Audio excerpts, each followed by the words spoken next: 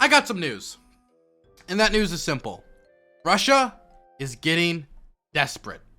While they're having slow strategic success in the south, they haven't had strategic success really around Kiev. They haven't had strategic success really around Kharkiv. And they've had tactical losses all across the board. Okay? And so we're seeing slowly the Russian strategy try to adapt. They're trying, and for example, I don't know if you guys know this. You remember this big convoy, the 40-mile convoy that got all the attention? That's largely dispersed. It's gone. I don't know if I told you guys. It's like gone. Like either parts of it was destroyed, and other parts of it pulled back. They basically realized that they're not going to take, and this is my opinion. Okay, so take it with a grain of salt. That they're not going to just be able to walk into Kiev. Okay. So the big 40-mile convoy has largely dispersed. There's still troops here, and they're still trying to push in this area, right? But it's largely dispersed. And there's signs that the Russians are realizing that this invasion now it could really drag out if negotiations for a peace deal does not go well, and that they are rolling around for help. The first example of this that I want to throw at you guys is Belarus. So Lukashenko actually recently went to Moscow and talked. Oh, we have so much to talk about with this. Talked to Putin. Let me give you guys an idea of how that conversation with Vladimir Putin went. Lukashenko offered Putin a brilliant anti-sanctions plan. In a month, we will forget that there are sanctions. We should get together at the table in Moscow and come to an agreement. We sell you this, you sell us that. We'll build a joint economic policy. What a genius strategy. How do you feel about Jeff Hardy dancing on the ramps while his brother got beat up? Based. He styled on him. He needed to power up. Thank you for $2. So, Lukashenko is basically like the Donald Trump of Russia's strategic alliance. I'm going to be completely honest. He's famously said things like, it's better to be a dictator than be gay, and a lot of other statements like vodka, hockey, and exercise can cure COVID. Like, I don't see COVID in the air. There's no COVID in Belarus. Like, just nonsensical statements. But you can see from here that sanctions being expanded to Belarus is probably not going to be received well. Definitely by a population that has protested strongly against Lukashenko, and him being a very largely unpopular leader. But the reason I'm talking about this isn't because he said another stupid thing, okay? Is because false flags are occurring. Come over here, look at this. Local citizens of Stolten district of Belarus confirm hearing 3 explosions. Ukrainian border guards say that Russian fighter jets took off from Belarus and launched missiles from the airspace of Ukraine and targeted villages in Belarus. That's strange. Ukrainian Air Force Command says Russian bombardment at the border targeted Belarus. Well, this is really weird. Why is this happening? And then, what we found out is that Ukrainian intelligence, and I think American intelligence, are saying that they're trying to do a false flag to get Belarus involved in the war. And this is after Lukashenko said publicly he was not going to take part in the invasion. And while he's also very unpopular, it's going to be hard to justify an invasion of Ukraine without, some attack on them. And so magically, for some reason, out of nowhere, Ukraine attacks Belarus. And again, the worst possible time for Ukraine to attack Belarus, when it's already being attacked by Russia. Why would Ukraine do this? They didn't. It's a false flag. Putin probably strong-armed Lukashenko because his invasion is going so poorly to expand the invasion and try to get Belarus involved so they can put more pressure on the West or possibly in the this area of Kiev, so he can have more partners in the invasion, so it's not just a bunch of Russian soldiers dying, because it's the data provided by U.S. intelligence, which seems to be right smack in between Ukrainian and Russian estimates for casualties, seemed to show about 5,000 to 6,000 dead Russians, which is much more than the Russians were expecting, and that number is only going to escalate in the coming weeks, and especially when they head inside cities. Putin needs to expand the conflict because it's going so poorly for him. And it's not just Belarus that is getting involved in the conflict. Strangely, Bashar al-Assad is getting involved in the conflict. Here is footage, or a picture, not footage, of Syrian mercenaries basically saying that, hey, we're ready to go to attack Ukraine. We're ready to help. And there was a statement about 16,000 Syrian mercenaries being at the helm, ready to go support Russia in the invasion. Syrian mercenaries, that's strange. You know, Syrians don't know the Ukrainian countryside. Syrians are unfamiliar with Ukraine. They have no ties to Ukraine. Why would this happen? I can tell you why. Because Syrians, unlike the Russians of recent history, have... Why did I click Sammy Guevara? Have experience with urban warfare. I think the Russians want to basically use the Syrians as cannon fodder, as people who have some experience in urban warfare settings, so they'll send the Syrians in to take Kiev. They'll take the Syrians in to take Kharkiv. Will they be able to take them alone? No. But that can help lessen Russian casualties, and therefore mean less Russian coffins going to Moscow, to St. Petersburg, to major Russian cities. That could help build up opposition to the war and opposition to Putin's government. This is him averting continued escalation of Russian casualties, which are only going to get worse, much worse, as this war continues to go on, and especially when they enter into urban environments. Whether the Syrian mercenaries, if they're actually going to go, we don't know for sure.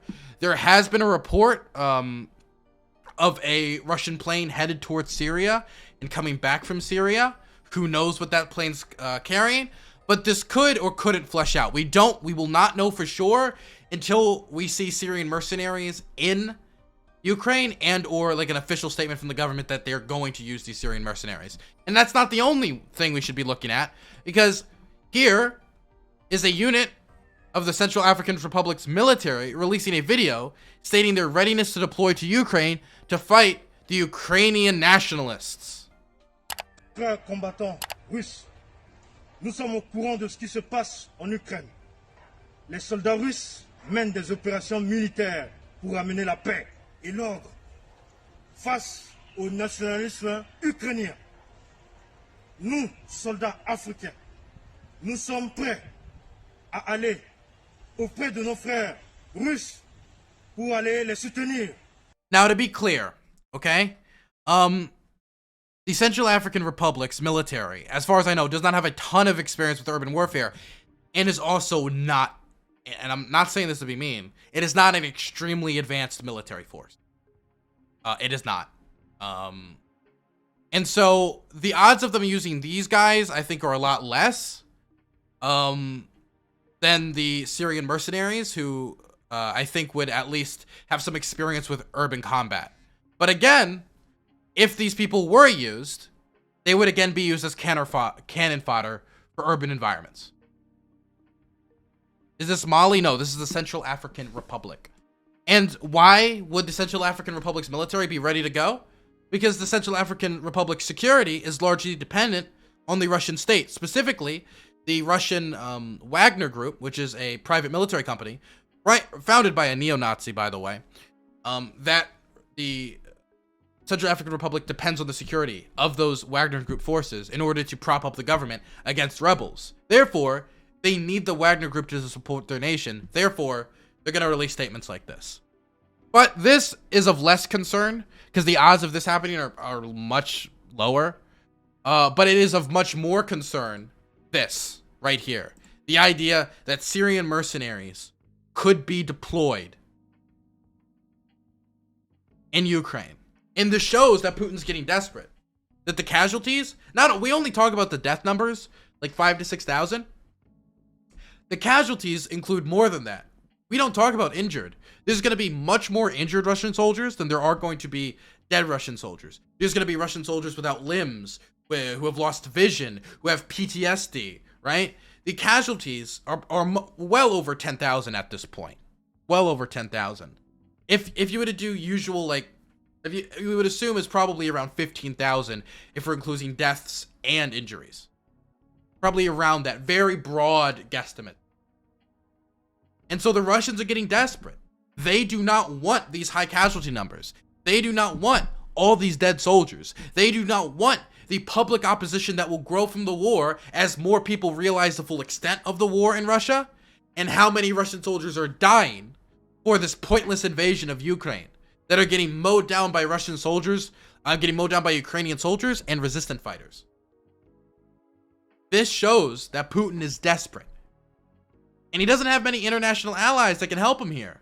Only 5 nations, only 5, voted against the resolution to condemn his invasion.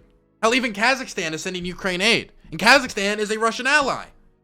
The ones that voted against was Bashar al-Assad, the Central African Republic, Eritrea, which is known as the North Korea of Africa, then the actual normal North Korea, then Russia. Eritrea is not going to send troops. North Korea is not going to send troops. Bashar al-Assad? That might be an option. And at least these guys have experience in urban combat. Because, you know, they've been fighting a civil war for about, what, like a good while now. Well over 10 years. So, this is something to look out for. We don't have complete confirmation that this is happening. But there was discussions in Moscow about this. We're having stuff like this come out. We're having statements from Syria. And we're seeing Russian planes move towards Syria. To do what? We don't know. And we're going to have to wait and see. But this, in coordination with the false flag attempt in Belarus in order to get the Belarusian government involved in the conflict, Putin and the Russian government is getting desperate. Ukrainian tactical victories, not strategic victories, tactical victories, are putting a toll not only on the Russian economy due to how much equipment they're losing, but the Russian economy is also being strangled out by sanctions from around the globe. As Western weapons pour into Ukraine, those weapons are used to mow down Russian forces. Russian soldiers that went into Ukraine thinking they would be liberators are leaving there in coffins. They had a more comfortable ride into the country than they had out of it. Coffins are not nearly as comfortable as many people think.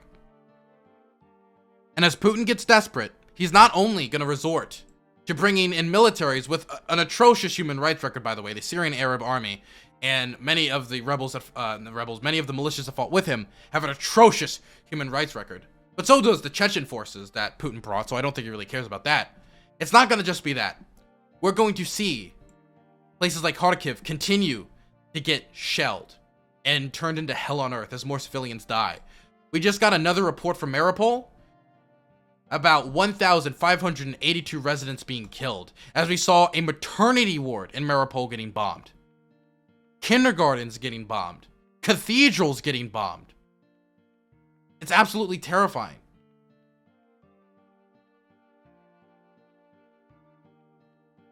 But when we still get reports like this, the Ukrainian Joint Forces Operation troops have almost completely destroyed Battle Tactical Group 102nd Regiment of the 150 Rifle Division near Mariupol. When those bodies still pile up, that's going to cause opposition in Russia. And this is Putin getting desperate because he sees that. He sees that the war is not going as he intended it to go.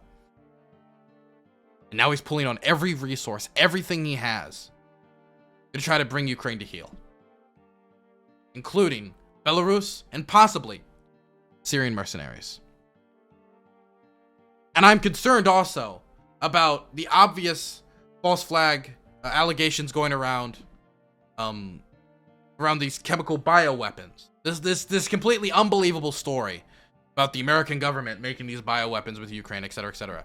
Basically, it's the tanky version of WMDs. We're going to see as that evolves, but this could easily be seen as the Russian government also trying to create a casus belli to justify the war to the Russian public that will slowly but surely grow more opposed to it as more coffins come home. And who knows what it could justify? Could it justify a Russian car parking lot strategy, car park strategy of flattening cities like Kharkiv, flattening cities like Mariupol? They're already flattening Mariupol. They're already trying to flatten Kharkiv, to be completely honest. But they could get even worse. It's going to get a lot worse before it gets any better in Ukraine. Could we see the same tactics that they used in Grozny? Well, we're already seeing it starting to be deployed in Mariupol as maternity wards are bombed. And the Russian government denies it, by the way. Lies to everyone. Putin's getting desperate. Russia's getting desperate. And as they get desperate, they're going to take more risks. And it's going to get more bloody. And they're going to care less and less about civilian casualties and the human rights records of who is exactly fighting in Ukraine. Anyway, that's that segment. I wanted to talk about that. Russian government's getting desperate. We'll see what happens.